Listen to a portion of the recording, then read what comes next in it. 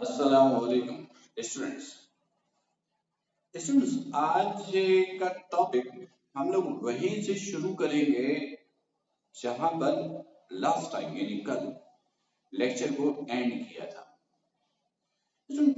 कल के लेक्चर में हम लोगों ने बात क्या की थी, मैं जरा सा रिवाइज कर दूं। कल हम लोगों ने पहले टू डिफरेंट बॉडीज के दरमियान इलास्टिक कोलिजन करवाया था।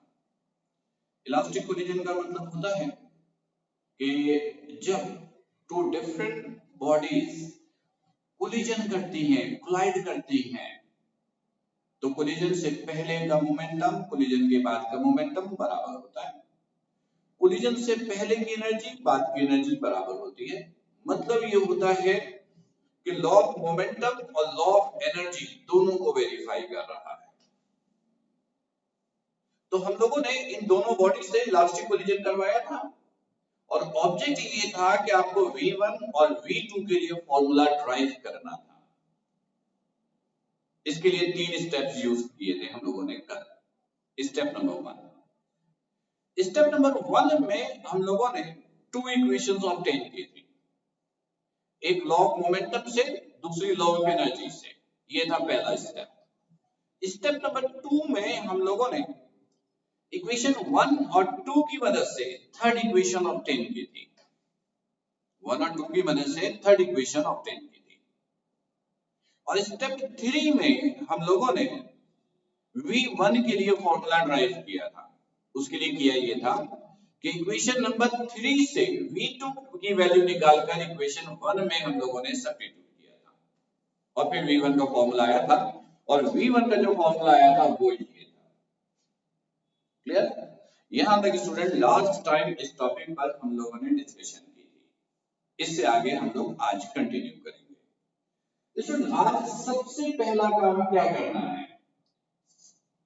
सबसे पहला काम ये करना है कि V2 के लिए फॉर्मूला ड्राइव करना है।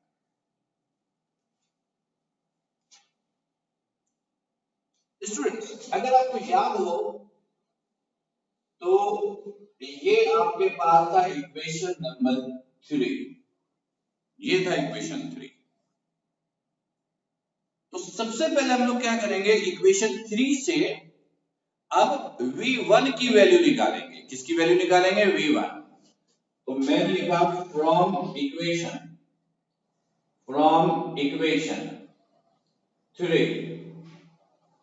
3 V1 is equal to U2 plus V2 as it is,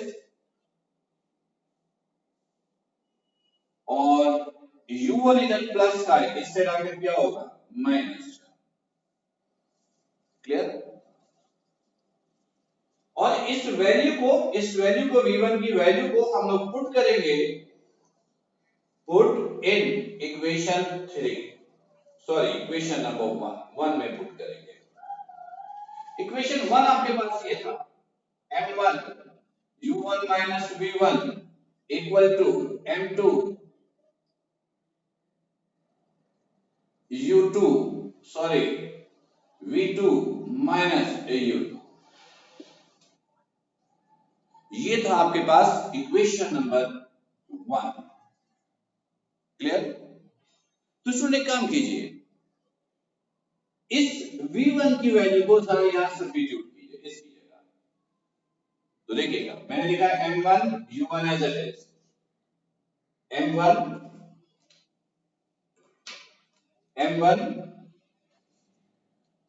U1 as it is minus as it is।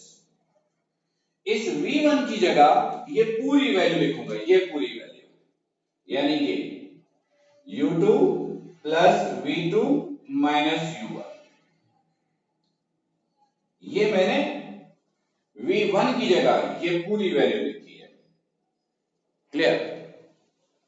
और इस राइट हैंड को एज इट इज कॉपी कर दीजिए। ये है M2 V2 minus U2 V2 minus U2।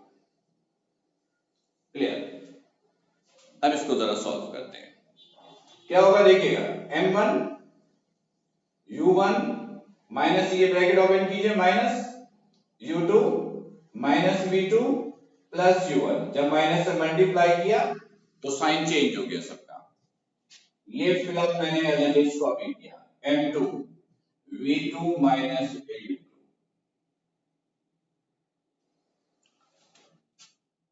m1 u1 plus u1, ये हो गया 2u1 minus u2 minus v2, ये राइट हैंड साइड वाली चीजें as it is copy, v2 minus u2। Bracket open कीजिए, ब्रैकेट ओपन करेंगे तो ये हो जाएगा 2 m1 u1 minus m1 u2 minus, ये इससे मल्टीप्लाई हुआ m1 v2 इक्वल टू, ये bracket open m2 v2 minus m2 u2। Clear students? Students अब इसको जरा सा अरेंज कीजिए, इसको क्या कीजिए, अरेंज। तो देखिए क्या होगा, इसको पहले एज इट इज कॉपी किया, इसको पहले एज इट इज कॉपी किया, 2 m1 u1, फिर देखिएगा ये इधर माइनस का, इससे जाकर क्या होगा, प्लस का, तो ये हो गया m2 u2 plus m2 u2। ये पहले से मौजूद है, ये पहले से मौजूद है माइनस का, तो ये minus m1 u2 equal to, ये माइनस का इससे जाकर प्लस का, ये हो गया m1 v2, और ये पहले से मौजूद है m2 v2। Clear student? चलिए अब देखिएगा, 2 m1 u1 as it is copy, इन दोनों में से कॉमन क्या है, u2, तो यहां से रहेगा m2 माइनस m1, ये रहेगा u2, यहां से v2 कॉमन, यहां से रहेगा m1 plus m2, m1 plus m2 v2 के साथ मल्टीप्लाई, इससे आकर क्या होगा, डिवाइड, तो ये हो गया 2 m1 u1 plus m2 minus m1 u2 divided by m1 plus m2, this is v2। ये इस वैल्यू के नीचे भी इसके नीचे भी है, सेपरेट कर दीजिए, अलग अलग कर दीजिए, 2 m1 u1 over m1 plus m2 plus ये m2 minus m1 u2 divided by m1 plus m2, this is v2। Clear? अब अरेंज कर लीजिए, ये भी मास, सारे मास को एक ब्रैकेट में लिखिए, 2 m1 over m1 plus m2, ये u1 को मैंने बाहर निकाल के लिखा, ये भी मास, ये भी मास, सारे मास को एक ब्रैकेट में, m2 minus m1 over m1 plus m2, ये u2, ये सब किसके बराबर है, v2 के, इसको मैंने इस तरफ लिखा, दिस इज v2। स्टूडेंट ये है आपके पास v2 मालूम करने का फॉर्मूला। अब आप मैच करके ये अंदाजा लगा सकते हो कि लास्ट टाइम आपको जो होमवर्क दिया था, जिसमें मैंने कहा था कि ये स्टेप आप खुद से परफॉर्म कीजिएगा, तो जरा अंदाजा लगा सकते हैं कि आपका रिजल्ट ठीक था या नहीं। खैर स्टूडेंट, ये था स्टेप नंबर 4। अब और सुनिएगा, अभी तक हम लोगों ने जितनी बातें इस टॉपिक में की हैं,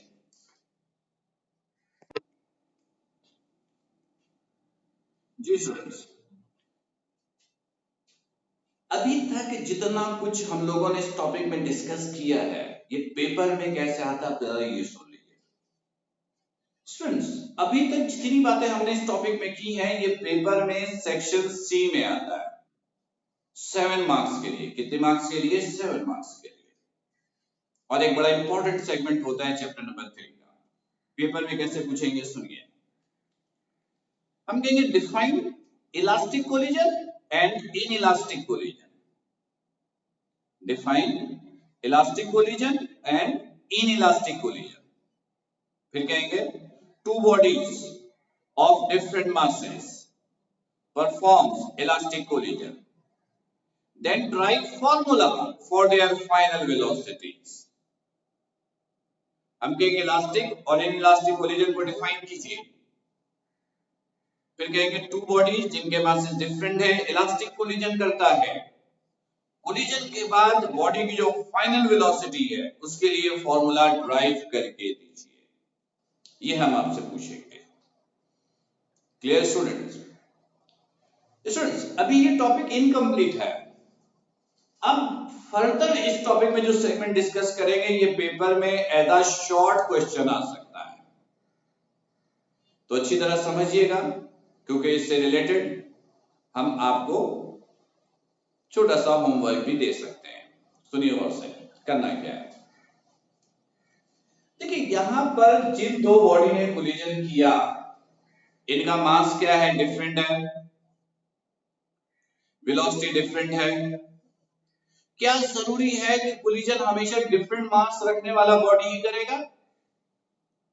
क्या ये जरूरी है कि कोलिजन के लिए दोनों बॉडी मूव करे? ये भी तो पॉसिबल है कि इक्वल मास वाला बॉडी कोलिजन कर दे। ये भी तो पॉसिबल है कि एक बॉडी रेस्ट में और दूसरा बॉडी मूव करता हुआ है उससे हिट कर जाए। तो अब ऐसी सिचुएशन में क्या होगा, फिर फाइनल वेलोसिटी का फॉर्मूला क्या होगा, इन सिचुएशन को हम लोग डिस्कस करेंगे डिफरेंट केसेस की मदद से। तो स्टूडेंट हम लोग 4 केसेस डिस्कस करेंगे जिसमें से 1 और 2 सिमिलर है, 3 और 4 सिमिलर है।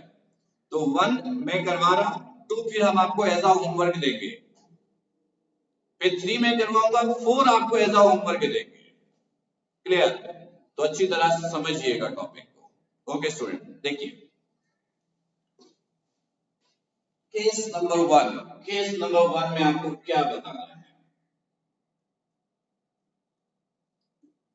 केस 1 में आपको बताना है कि अगर इक्वल मास वाला बॉडी कोलिजन कर ले, अगर इक्वल मास वाला बॉडी कोलिजन कर ले तो अब V1 और V2 का फॉर्मूला क्या होगा?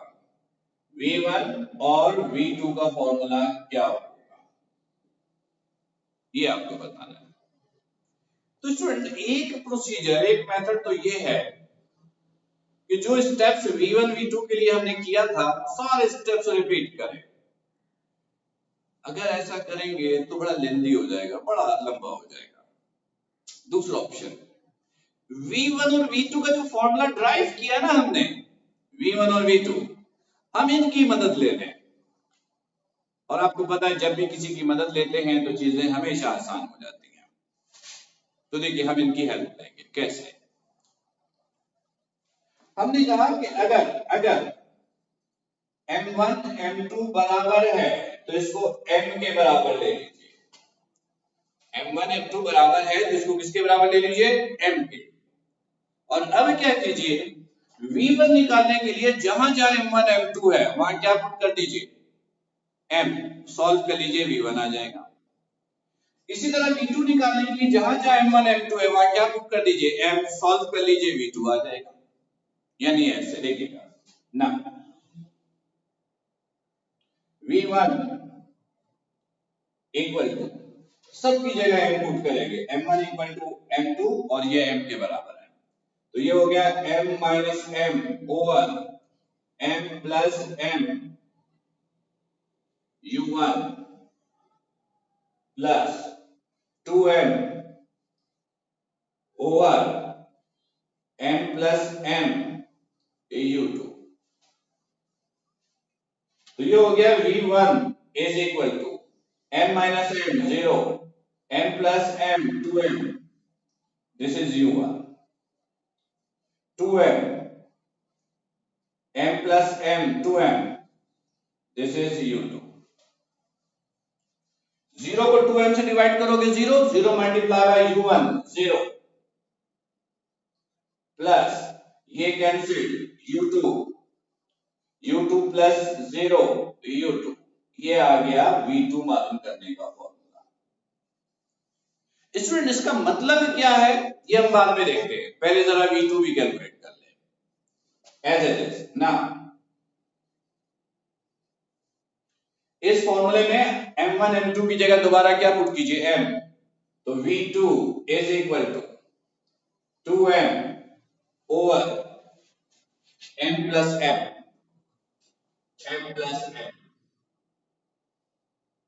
u1 plus m minus m over m plus m, this is u2। Clear? अब देखिएगा v2 is equal to 2m m plus m 2m, this is u1 plus m minus m 0 m plus m 2m u2। ये और ये cancel, v2 is equal to u1 plus 0 over this 0 0 multiply by this 0, v2 is equal to u1, ये v2 की value है। अब जरा इसका मतलब देखिएगा, रिजल्ट देखिएगा क्या है, और से देखिएगा। सिचुएशन क्या थी हमारे पास, m1 m2 बराबर है, m1 m2 बराबर है, एग्री? तो हमने दोनों का m लिया, m1 m2 बराबर है, ठीक है। फर्ज कीजिए ये मूव कर रहा था 5 मीटर पर सेकंड से, ये मूव कर रहा था 10 मीटर पर सेकंड से, अज्यूम किया, फिर कोलिजन हो गया। कोलिजन के बाद इसकी वेलोसिटी हो गई v1, इसकी वेलोसिटी हो गई v2। तो इसकी वेलोसिटी v1, देखिए v1 किसके बराबर है, v1 बराबर है u2 के, v1 बराबर है u2। देखिए u2 कितना है 10 मीटर पर सेकंड, यानी कोलिजन के बाद ये मूव करेगा किससे 10 मीटर पर सेकंड से,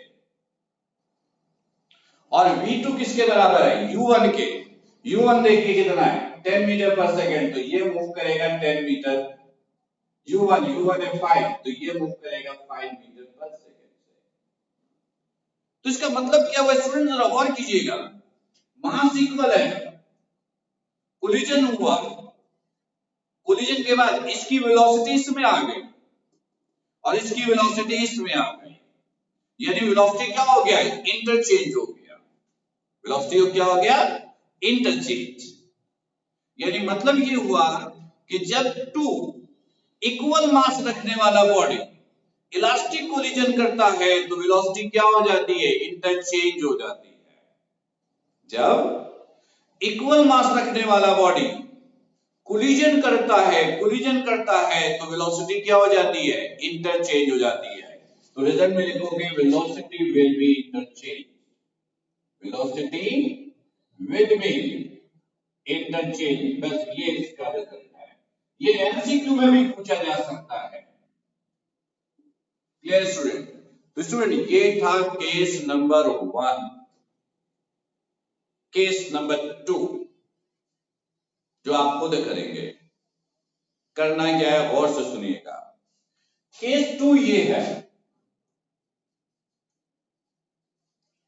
दोबारा m1 बराबर है m2 के, ये तो सेम सिचुएशन है, और इन दोनों में से कोई एक बॉडी रेस्ट में है, इन दोनों में से कोई एक बॉडी रेस्ट में है। रेस्ट का मतलब है उसकी वेलोसिटी क्या होगी, 0, तो हम इसको रेस्ट में ले रहे हैं, यानी इसकी वेलोसिटी 0, यानी एंड u2 0। तो अब आपको बताना है कि v1 क्या होगा, v2 क्या होगा। Situation clear? मैं फिर रिपीट कर रहा हूं। सिचुएशन ये है, मास फिर बराबर है और कोई एक बॉडी रेस्ट में है, हमने इसको रेस्ट में लिया। अब आपको बताना है कि इलास्टिक कोलिजन के बाद अब इनकी वेलोसिटी क्या होगी। तो स्टूडेंट अब ये कैसे परफॉर्म करोगे, ये भी हिंट दे दूं आपको। आप दोबारा m1 m2 को बराबर लेना m के। अब क्या करोगे, v1 निकालने के लिए जहां जहां m1 m2 है वहां क्या पुट करोगे m, इसके अलावा जहां पर u2 है वहां पर क्या पुट करोगे 0, क्या पुट करोगे 0।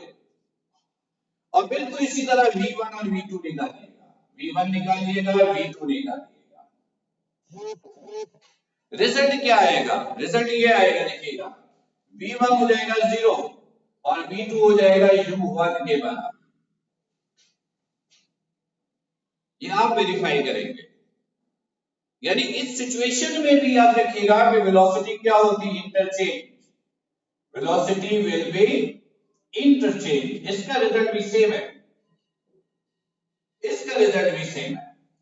फिर सुनिएगा, केस 1 और 2 बिल्कुल सिमिलर है। पेपर में इन दोनों में से कोई एक शॉर्ट क्वेश्चन में आ सकता है। अगर दोनों बॉडी का मास बराबर है या मास बराबर होने के साथ कोई बॉडी रेस्ट में है, तो दोनों सूरतों में वेलोसिटी क्या होगी, इंटरचेंज होगी। Clear student? तो स्टूडेंट ये केस आप कीजिएगा। फिलहाल ये टॉपिक अभी भी इनकम्प्लीट है, इंशाल्लाह रिमेनिंग पोर्शन जो है वो हम लोग अगले लेक्चर में, अगले सेगमेंट में कवर करेंगे। तो स्टूडेंट्स आप सब अपना बहुत ख्याल रखिएगा। अस्सलामु अलैकुम।